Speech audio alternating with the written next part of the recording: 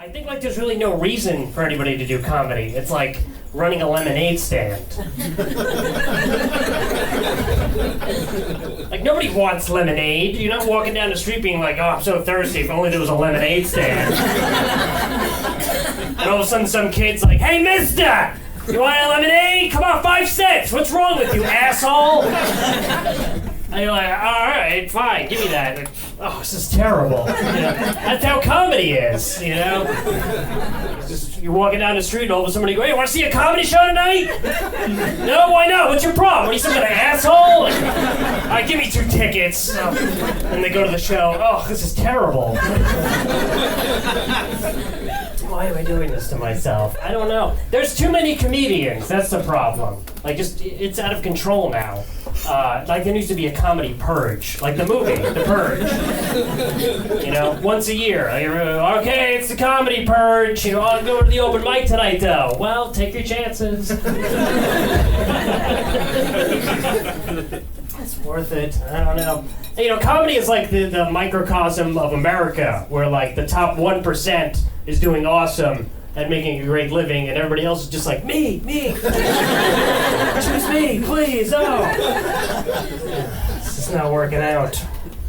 I think like the quintessential comedy story, years ago I was doing a comedy contest, and some guy goes on stage, tells like 2 minutes of jokes, and then freezes, completely forgets what he's talking about, and then goes, ah, damn it, throws the microphone against the wall, runs out of the club. We don't see him ever again. First of all, I envy that guy, because what a way to go out of comedy, right? And second of all, that guy won the contest. And he never came back, and it was just like the guy that left won. I'm like, this is the stupidest business. You know, like when I got into it, like I always envisioned myself as like a rock star or like a hip hop artist, like with comedy, which makes no sense because it's never gonna work. You know, I can't be on stage and be like, when I say set up, you say punchline. Set up, punchline. That was terrible. Like, you can't do that.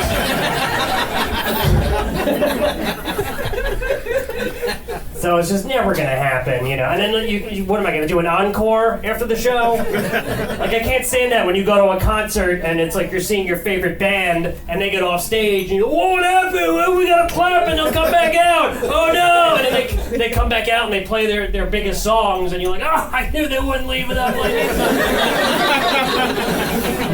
Can't do that in comedy. I leave the stage, you guys clap, I come back out, everyone's like, yeah! And I'm like, I got no more jokes.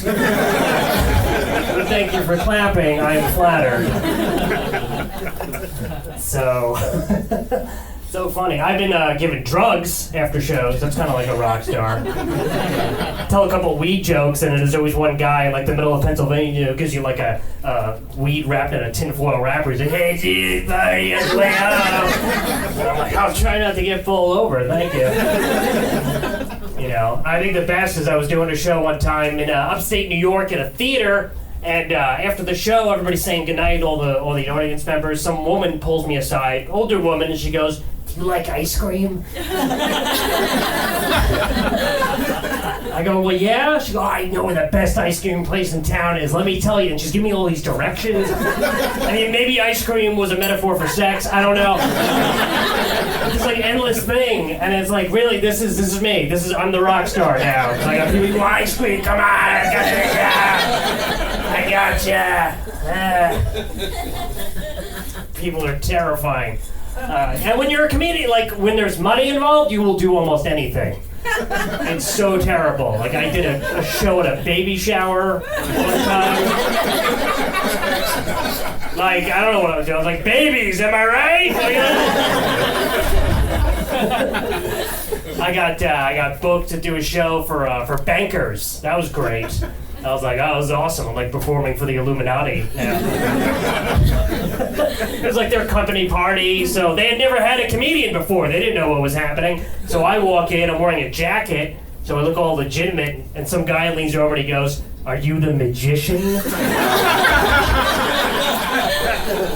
I said, "Not yet, but we'll see how the show goes. I might turn into a magician halfway through if it's not going well." It's kind of my fallback plan.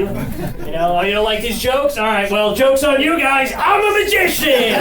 All right, let's do some tricks. Who's got a watch? That's good. Anybody else? More. I need to see more. All right, put them in the bag. Who's got wallets? That's right. This is a robbery. I'll see you guys later.